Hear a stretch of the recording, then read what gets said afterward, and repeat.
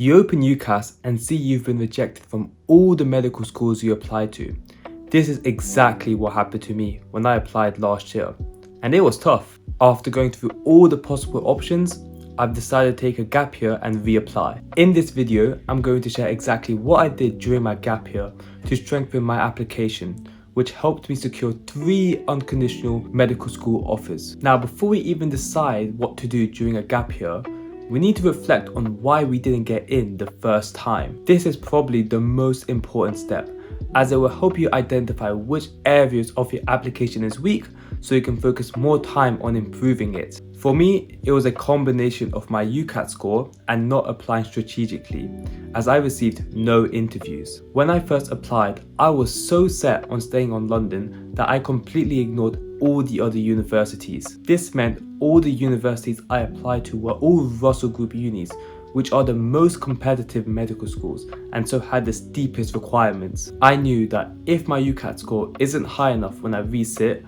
I will have to apply to medical schools outside of London. To find out why you didn't get in, you need to see where you got rejected in the application process. If you got no interviews like me, then it's likely because your UCAT score is too low for the universities you applied to. If you got rejected post-interview, then you know your interview skills need improving. If you got conditional offers but then got rejected on results day, then it's because you didn't meet the A-level requirement. Now that you know why you got rejected, the next step is planning your gap year. A good first portion of your gap year is going to be spent on going through the application process again. So you need to prepare and book your UCAT test, improve your personal statement, choose your 4 medical schools, prepare for any interviews, and then also revise for your A-levels if you're resitting any of them. This is a lot of stuff and will take up quite a bit of time, but you've went through the process before, so it is doable. And with a gap year, you will have a lot more time and you don't have to stress about school. After looking at each stage of the application process, see what stage costs you your offers and then dedicate extra time to it. For me, it was my UCAT score and the universities I applied to. So I spent around 7 weeks preparing for the UCAT instead of 4 when I first did it. And then I also spent time researching all the universities in the UK, including ones outside of London. Now, researching all the universities in the UK was probably the biggest contributor for me getting 3 unconditional offers, as I found I was eligible for a contextual offer of AAB, which is what I got on my A-levels for a couple of unis. This meant I didn't have to resit my A-levels, so I had more time to improve other areas of my application. I will now be going through how to improve each area of your application, starting with the UCAT. In my opinion, the UCAT exam is the hardest part of the application process, and it's what I struggled with most. To improve, I looked at what I scored in each section in my first UCAT exam, and then looked at what section lowered my overall score the most. For me, it was pretty obvious, as I scored over 700 in all my sections except verbal reasoning, where I scored under 500 for that one, which is much lower. Therefore, I decided to spend more time on verbal reasoning when preparing for the UCAT, and my score improved a lot when I sat the exam, scoring close to 600. Which isn't amazing, but since I'm a slow reader, I'll gladly take it. Unfortunately, since I spent so much more time on verbal reasoning and less on the others, my score for all the other sections went down when I sat the exam, so I actually ended up with the same overall score as my first application. From this experience, make sure to stay consistent with the other sections. You might have done well on them the first time round, but it won't guarantee you'll do great on them the second time you sit the UCAT. The next part of your application is your personal statement. The deadline for it is usually around October, so you may have to work on it during your UCAT prep if you're short on time. From my experience, the personal statement isn't that important in your medicine application. It really depends on the universities you apply to. For example, Brighton and Sussex Medical School don't even look at your personal statement, whereas Keele uses it to give points to help shortlist applicants for interviews. So you need to decide how important it is and decide how long you should be spending making changes. But to keep things simple, what I did was I got my personal statement checked by family members as well as some medical students I met on some Discord servers for free. If you want me to share the server, then make sure to comment. I then made changes to my personal statement using their feedback. After you finish your personal statement,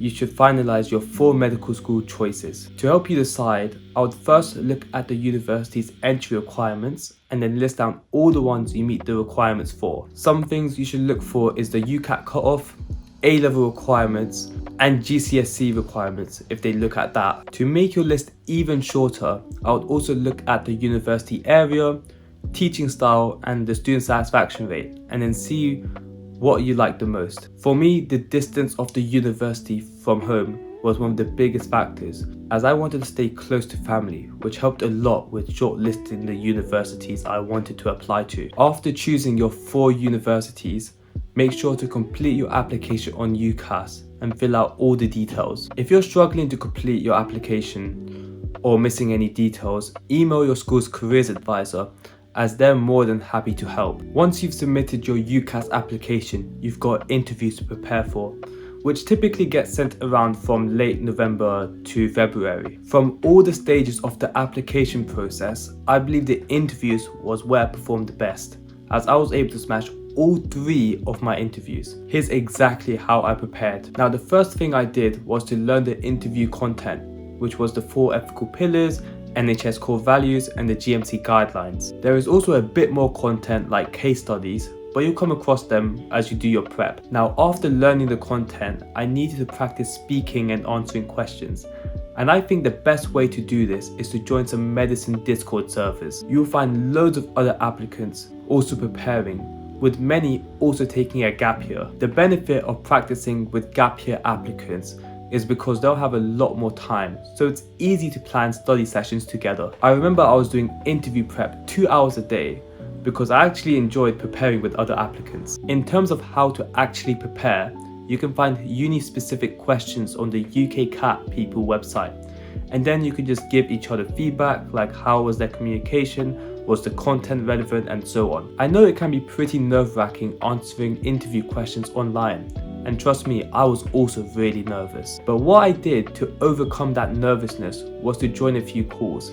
And after listening to how the other applicants answered the interview questions, it motivated me to also join. So I would highly recommend doing this if you're just starting interview prep. After you've done some solid prep online and you're feeling a lot more confident, I would do some in-person mocks so you can get used to the environment. I would try doing some in-person mocks so you can get used to the environment. You don't have to pay for courses, as some universities like King's College host free in-person mock interview sessions that you can sign up to. And it's what I did during my gap year and found it really helpful. If you're unable to find any sessions like this, you can always practice with a family member or a friend and then ask for their feedback. Doing all of this helped me feel a lot more confident and also sound a lot more natural, which is what interviewers are looking for. If you're resitting your A-levels, my best advice would be to stay consistent. I would do a small amount of revision every single day so you don't forget the content. Also make sure you've reflected on why you didn't get the grade you needed. Look at what topics you struggled with most and do more prep on them. Make sure you actually understand the information and not just memorizing it, as you will otherwise struggle to answer application questions. If you stay consistent, use effective revision methods, then you will smash your resits, as you have that experience that the majority of other applicants don't. Now, that was a lot of information, but I hope you guys found that helpful and helped you decide how to plan your gap year. If you're still unsure about taking a gap year, I would say do it if you're passionate about medicine. Not only did my gap year give me time to improve my application, but it also gave me time to do things I normally wouldn't have, like learning how to edit videos, starting this YouTube channel, or even tutoring other students. It also gave me time to build good habits that will improve both my physical and mental health, like going to the gym consistently. If you want videos on anything else, like what I did during the rest of my gap year, what my interview experience was like, then leave a comment and subscribe. And I'll see you in the next video. Bye.